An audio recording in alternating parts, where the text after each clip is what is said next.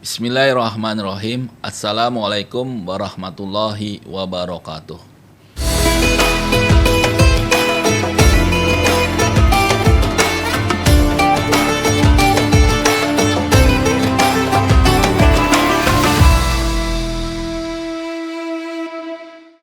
Alhamdulillah wassalatu wassalamu ala Rasulullah wa ala alihi washabihi wa man malah. Asyhadu an la ilaha illallah wahdahu la syarikalah wa asyhadu anna Muhammadan abduhu wa rasuluh. Raditu billahi robba wa bil islami dina wa bi Muhammadin sallallahu alaihi wasallam nabiyya. Rabbi jidni ilman, Rabbi jidni ilman, Rabbi jidni ilman amma ba'du. Alhamdulillah kembali kita berjumpa di Egi Berbagi dengan host Abu Nana, dan alhamdulillah hari ini kita kedatangan kembali Ustadz Haman Waluyo. Ustadz Haman Waluyo ini adalah pengajar di Rumah Tajwid Indonesia yang insya Allah bisa juga disaksikan di YouTube. Bagaimana kita bisa belajar Al-Quran dengan baik, membacanya sesuai dengan apa yang sudah diajarkan Rasulullah dan para sahabat. Apa kabar? Assalamualaikum Ustaz.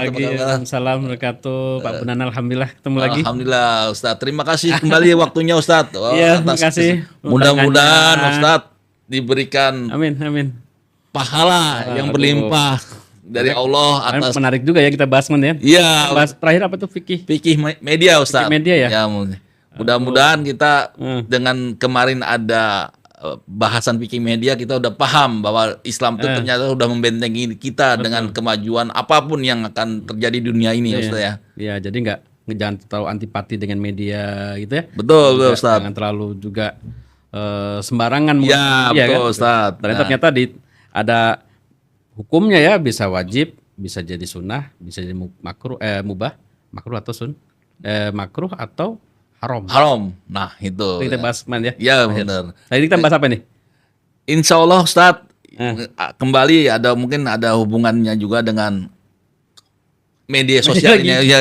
Biar kita tambah pakem ilmunya Ustaz. Okay. Nah, mungkin di pertemuan kali ini Ustaz, kita akan membahas bagaimana parameter menimbang konten Ustaz. Nah, itu penting juga berat. Karena kita mudah-mudahan dengan paham ini kita tidak sembarangan menyebar-nyebar konten Ustadz. Artinya kita berharap dan mengacu pada 5 tadi Ustadz. Ini mendalami yang kemarin. Betul, mendalami yang kemarin. Tapi kan bahas tajwid nih. Nah, itu mungkin ke depan Ustadz kita bahas tajwid seperti di Rumah Tajwid. Boleh. Ya. Itu Ustadz, dalil segmen kita hari ini adalah bagaimana parameter menimbang konten ya agar kita tidak melanggar apa yang Allah sudah gariskan di Al-Qur'an, pagar-pagarnya Ustaz. Ya. Silakan Ustaz. Baik, pemirsa Egi Berbagi Ustaz. Media. Egi Berbagi. Ya. Egi Berbagi. Assalamualaikum warahmatullahi wabarakatuh. Alhamdulillah. Allahumma sholli wa sallim wa barik ala Rasulillah wa ala alihi wa sahbihi wa mawalah. Rabbi shrah li sadri wa yassir li amri wahlul 'uqdatam min lisani yafqahu qawli amma ba'du. Pemirsa yang Allah muliakan, ini kesempatan yang luar biasa. Terima kasih masih setia bersama Egi Berbagi, dan ternyata diundang kembali oleh Abu Nana sebagai host. Kita pernah membahas terakhir tentang fikih media. Ternyata hari ini kita diminta untuk membahas lebih dalam lagi tentang apa tadi Pak? Bagaimana parameter ya, menimbang konten. Oke, kalau bicara tentang itu, ya kalau semua aktivitas media ada hukumnya tadi kan, ada apa tadi? Wajib, bisa jadi sunnah, bisa jadi makruh, bisa jadi mubah, makruh dengan haram. Jadi ada 5 tadi. Betul, ada parameternya. Parameternya itu yang penting kita sebagai muslim itu paling nggak tinggal lah. Ada 3 hal yang harus kita siapkan. Pertama itu harus ada manfaatnya, gitu Pak. Jadi kalau kita megang HP, filtrasinya gimana nih? Atau megang gadget, atau kita punya konten apapun itu dari segi pandang Islam, maka yang pertama kali kita tanya, ini ada manfaatnya enggak? Ini saya membuka ini ada manfaatnya enggak? Itu filtrasi pertama. Terus tanyakan, kalau enggak manfaat, ya udah jangan dilakukan karena khawatir nanti malah makruh tadi nggak disukai atau bahkan jadi haram. Ada manfaatnya tidak? Ya, pertama itu harus ada manfaatnya. Kedua, yang dilihat itu filtrasi kedua itu harus dipastikan benar. Jadi kalau kita nanti mau share kembali, kemarin juga saya bahas ya, kalau kita mau share harus tabayun dulu gitu kan. Di filtrasinya harus tabayun, dipastikan dulu cross check ini benar atau enggak. Di pertama manfaat enggak, kedua ini benar enggak. Nah setelah itu yang ketiga itu bagus atau enggak. Jadi ihsan kan Islam itu mengajarkan suatu tuh yang terbaik. Melakukan apa-apa itu harus punya kualitas yang value yang baik. Karena waktu kita terbatas loh. Bayangkan Nabi bersabda itu a'maru ummati. Jadi umur umatku kata Allah tuh yang kata Rasulullah ya. A'maru ummati baina sitin wa sab'in. Di umur manusia itu kisaran 60 sampai 70 lah. Kita sebagian mungkin sudah ada yang kepala 5, ada kepala 6. Nah, kan harusnya lebih bijak dalam memfiltrasi media-media yang masuk dengan begitu cepat sekali kan. Maka gadget kita ya kita gunakan sebaik-baiknya. Jangan sampai malah nanti menimbulkan hal yang tidak baik. Tapi kalau udah kita pastikan ini manfaat. Ini manfaat banget nih, harus dikaji nih. Ini Quran nih, ini hadis nih, yang diviralkan nih. Nah, ada manfaatnya. Terus kedua, ini benar nih ternyata. Jadi pemahamannya juga benar, nggak asal dipahami main comot share enggak. Nah, setelah benar ini disampaikan dengan yang baik. Karena kadang-kadang gini, orang melakukan kebaikan nih, mau share, tetapi kalau caranya nggak bagus, nggak jadi bagus. Kita kadang-kadang itu hanya fokus pada konten yang bagus. Coba kalau disampaikan dengan marah-marah, disampaikan dengan nggak bagus juga, nggak akan diterima juga. Betul. Gitu. Itu mungkin sedikit prolognya ya, bisa saya sampaikan nanti. Mungkin Abu Nana bisa nanya lebih banyak, nanti coba saya terangkan lebih lanjut. Dari saya mungkin cukup sekian. Silakan Bu Nana, mungkin tanyakan gimana. Ya, Ustaz, terima kasih. Tausiahnya sangat padat, meskipun singkat. Berapa? 3 hal tadi ya? Ya, 3 hal. Dipastikan apa tadi? Pertama baik, harus tabayun. Manfaat Baik. Ini manfaat. Yang manfaat ya. Terus kedua cek benar nggak, tabayun. Nah, yang ketiga harus dengan cara yang bijak. Yang bijak, betul. Tiga hal filtrasi begitu. Oke. Masya Allah, tabarakallah. Mungkin kita kembali ke pertanyaan Ustaz ya. Pertanyaan yang mudah-mudahan bisa mewakilin dari pemirsa sekalian. Gini Ustaz,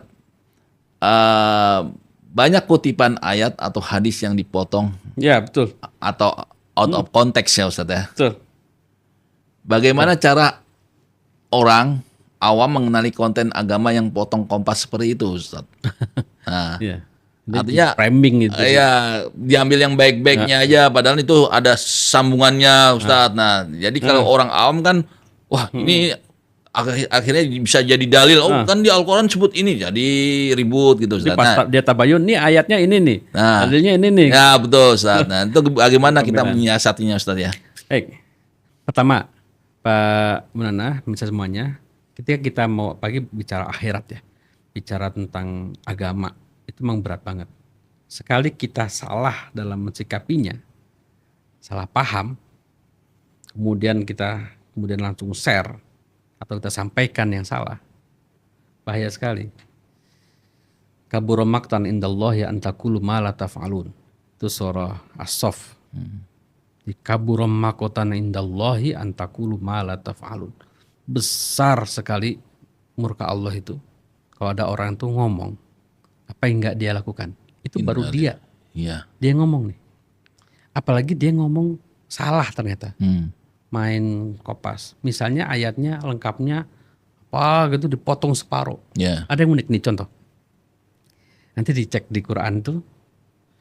Ya ayyuhalladzina amanu. Panjang ayatnya. Ya ayyuhalladzina amanu la taqrabus sholata wa antum sukaro. Itu surah Al-Maidah ayatnya saya lupa, cek deh.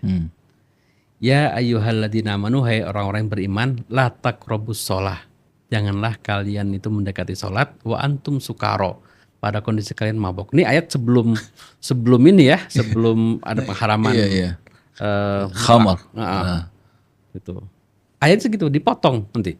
Ya ayyuhalladzina amanu la taqrabus sholah. Hai orang beriman, janganlah kalian dekati sholat. Wah, sholat haram dong, gak boleh sholat. Ini ayatnya nih, bahaya. Atau misalnya di surah Al-Ma'un, fawailul lil musallin. Apa tuh? Celakalah orang yang sholat. Oh, tambahkan kan? Nih, jangan deketi sholat. Celaka loh orang yang sholat. Bahaya sekali itu. Bahaya sekali itu, Ustaz. Terus ditambah lagi yang lainnya. Itu memotong-motong itu luar biasa. Itu, misalnya ada dipotong lagi. Tiap hari tuh orang Islam ihdinas siratal mustaqim. Tunjukilah kami jalan yang lurus. Wah, berarti belum dapat hidayah. Minta tiap hari. Aduh, jadi katanya gimana caranya? Tentu kita harus tabayun tadi. Siap. Tabayun yang jelas. Memang gini nih maksudnya nih. Nah, di tabayun ditanya kepada ahlinya. Kan fas'alu ahla dzikri in kuntum la ta'lamun. Tanyalah pada ahlinya tentang suatu perkara ilmu kalau kalian tidak mengetahuinya. Sampai dipastikan, oh ini benar. Nah, baru kita share atau kita amalkan. Tapi kalau kita belum memfiltrasi dengan baik, ini manfaat enggak nih? Ini benar enggak nih? Terus ini caranya ngesannya bagus apa enggak? Itu 3 hal tadi itu. Kadang-kadang benar, Pak. Tetapi baik, benar. Tapi ketika kita mau share, kita timbang-timbang. Ini manfaat apa enggak? Ini malah jadi konflik atau tidak? Contoh kecil aja. Kita membaca Al-Fatihah di ilmu tajwid itu ayat yang setelah Ar-Rahman Rahim apa? Ar-Rahman Rahim Maliki Yaumiddin. Maliki Yaumiddin. Pak Ana baca panjang pendek? Maliki Yaumiddin atau Maliki Yaumiddin? Maliki Yaumiddin. Panjang pendek? Manya. Maliki Yaumiddin. Pendek. Maliki Yaumiddin. Panjang pendek? Panjang lah, 2 rakaat kan. Kalau Maliki Yaumiddin pendek tuh. Pendek. Maliki Yaumiddin. Itu beda artinya. Beda kan? Iya. Nah, ketika orang nggak tahu ilmunya nih. Wah, imam gue nih salah nih, bacanya panjang dibaca pendek gitu misalnya. Ternyata di sukup yang lain benar ternyata. Pendek itu ada yang benar.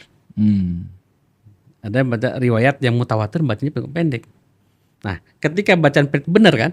Dipraktekin ke orang yang taunya panjang. Sesuatu yang benar, nggak ada gunanya, malah timbul masalah. Betul. Contoh lain misalnya, argumen Ustaz. Saling berargumen yang jelas gitu. Misalnya langsung bikin podcast apa bikin nih baca Al-Fatihah itu harusnya 2 harokat nih Maliki Yaumiddin. Nih dia matobi'i nih gini. Nih ngapain nih orang nih sok-sok jadi ustadz baca pendek. Padahal pendek juga ada yang benar.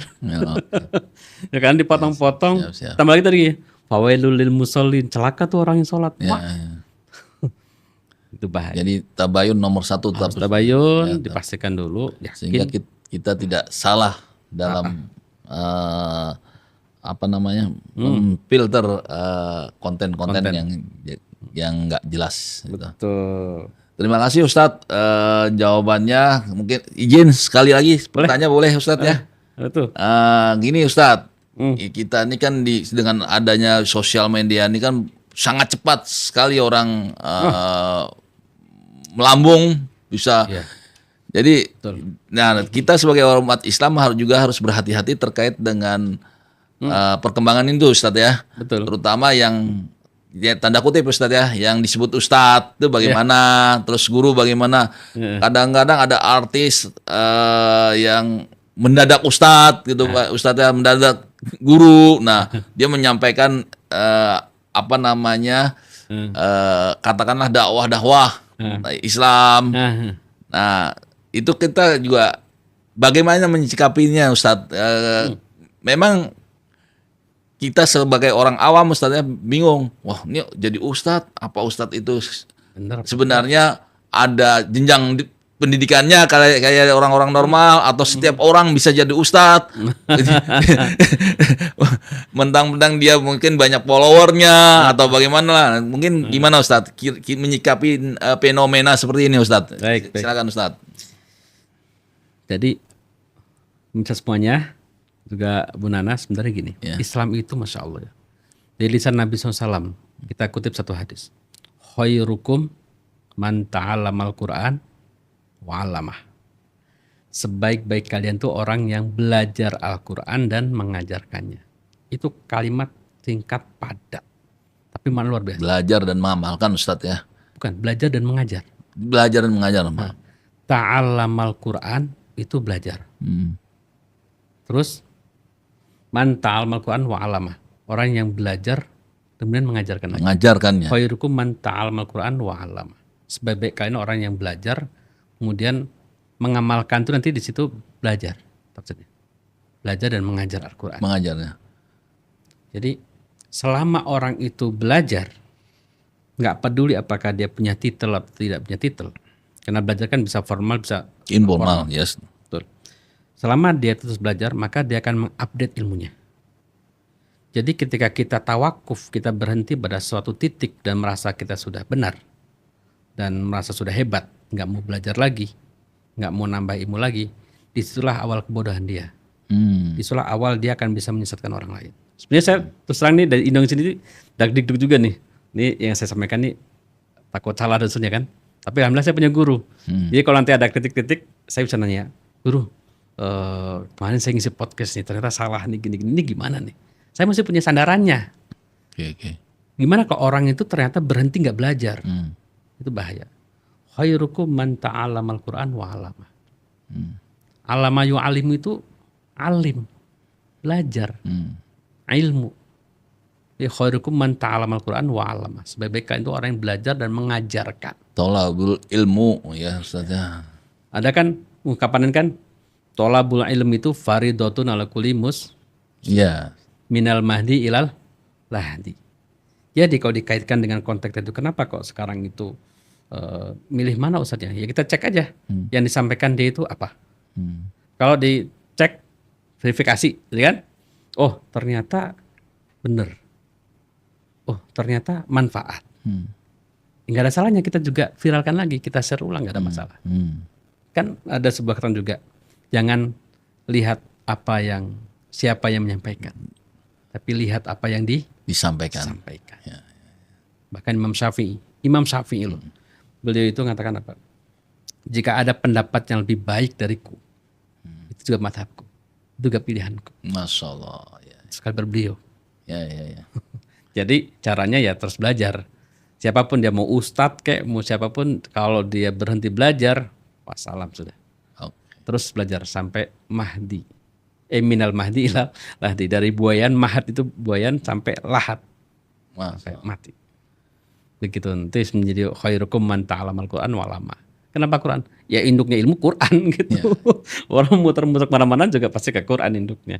Makanya yang Nabi sebut khairukum man ta'allamal Qur'an wa 'allamah. Dia enggak cuma tahsin doang. Intinya apa itu dari Quran itu yang dikaji. Mas, ini kan terima kasih Ustadz. Berarti belajar dari lahir sampai kita ke liang lahat itu belajar Ustadz ya. Belajar tentunya kita harus jelas belajarnya kemana gurunya. Betul. Itu harus tahu dulu Ustadz ya. Betul. Patokannya gurunya siapa. Harus kita izin Ustadz, mungkin boleh kita nanya riwayat guru kita, boleh Ustadz ya. Boleh. Jadi kita benar-benar ilmu kita tuh terjaga Ustadz ya. Karena kan kita nggak tahu siapa yang menyampaikan gitu. Itu satu. Yang kedua, penting juga memahami apa yang disampaikan oleh guru tersebut ya Ustaz. Benar atau enggaknya. Kalau benar ya boleh kita share untuk niatnya supaya dakwah gitu Ustaz. Niatnya tentunya akhirat juga. Oke. Yang ketiga mungkin Ustaz ini terakhir insyaallah. Ya Ustaz ya, pertanyaannya yaitu bagaimana membedakan antara konten yang sedang tegas membela kebenaran dan konten yang sekadar memprovokasi kebencian antar kelompok. Nah, ini penting dulu. Ini kan artinya gini loh, kita juga kadang-kadang ini benar-benar niatnya kemana sih? Bawa-bawa agama segala macam Ustaz ya. Nah, kita bagaimana supaya kita tuh terhindar dari niat-niat yang kasarnya buruk lah Ustaz. Ya, tadi. Ustaz. Betul. Kita harus bersosial media itu pada pakemnya Al-Quran dan As-Sunnah yang sudah disampaikan ke kita oleh Rasulullah SAW itu Ustaz. Oke. Tolong Ustaz, kita dikasih Baik mana. jawaban. Sama, saya kutip di Al-Quran itu ada menjelang ini mau Ramadan ya apalagi nih. Masya Allah ya. Di Ramadan tuh ada ayat, Masya Allah. Di Al-Baqarah ayatnya berarti 185. Ya. A'udzubillahi minasyaitonirrajim. Syahrul Ramadan alladzi unzila fihil Qur'an hudal linnas wa bayyinatin minal huda wal furqan. Titik tekannya di situ. Quran itu hudan, petunjuk linnas. Wa bayyinatin minal huda wal furqan. Penjelas tentang hudan itu petunjuk untuk manusia, tapi dia juga penjelas, bayyinat, penjelas dari huda tersebut, petunjuk tadi, dan dia adalah furqan. Furqan itu pembeda, mana yang hak, mana yang batil. Jadi kalau ditanya gimana cara memfiltrasinya, ya caranya kembalikan ke Quran. Mas, kembali ke Al-Quran Ustaz ya. Iya, jadi Quran itu sumber dari segalanya. Tapi sekali lagi, fas'alu ahla dzikri in kuntum la ta'lamun. Bertanyalah kepada ahlu dzikr, orang yang tahu. Dzikr salah satu maknanya Al-Quran. Ahlul Quran in kuntum la ta'lamun. Karena banyak orang yang agak prematur gitu Pak. Prematur dalam memahami agama ini, kemudian terlalu instan langsung bicara tentang agama yang sulit-sulit akar-akarnya, jadi tidak bayun dan seterusnya, sehingga nanti bisa bahaya efeknya. Kembalikan ke Al-Quran dan Sunnah. Pertentangan enggak nih Al-Quran? Oke, siap. Terus ini framing atau full nih? Terus gimana caranya? Ya tanya pada guru yang lain, dibandingkan. Ya. Kayak Ustadz ini ngomong gini, bandingkan dengan Ustadz yang lainnya. Terus juga kita punya Ustadz juga, pendapat Ustadz bagaimana? Begitu caranya. Wallahu a'lam bishawab. Ya. Terima kasih Ustadz jawabannya. Kembali kita tetap berpegang pada Al-Quran dan As-Sunnah untuk membentengin diri kita terhadap sosial media yang semakin cepat ini Ustadz ya. Serta tentunya kita belajar sama guru dan bertanya. Selanjutnya kita bisa menyampaikan ke Mahdi Lalahdi ya. Ya Masya Allah, Tabarakallah. Mudah-mudahan kita semua menjadi orang-orang seperti itu ya Ustadz ya. Amin. Berpegang pada Al-Quran dan Sunnah. Terus belajar pada guru yang benar-benar kita paham. Guru itu siapa, dari mana dia dapat ilmunya, semuanya kita teliti dengan baik ya Ustaz. Latar belakang guru itu bagaimana. Nah, tapi yang paling penting yang disampaikan ya tadi ya. Masya Allah ya.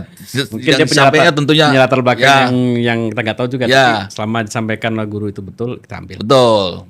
Selama yang disampaikan itu betul, artinya betul dalam hal ini tidak menyimpang dari ajaran Al-Quran dan As-Sunnah. Nah itu boleh kita sebarkan Ustaz ya. Amin. Dengan niatan untuk dakwah Ustaz ya. Untuk mendapatkan ridho Allah Subhanahu Wa Taala untuk akhirat dan dunia tentunya.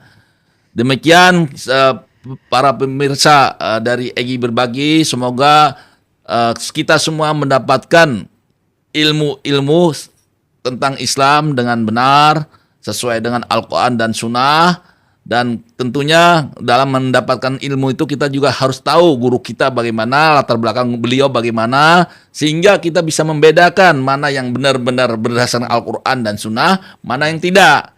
Kadang-kadang banyak juga guru-guru yang di luaran sana yang katakanlah tidak sesuai dengan As-Sunnah. Makanya kita terus belajar tentu berpegang teguh pada Al-Quran dan Sunnah. Kembali terima kasih atas perhatian semuanya.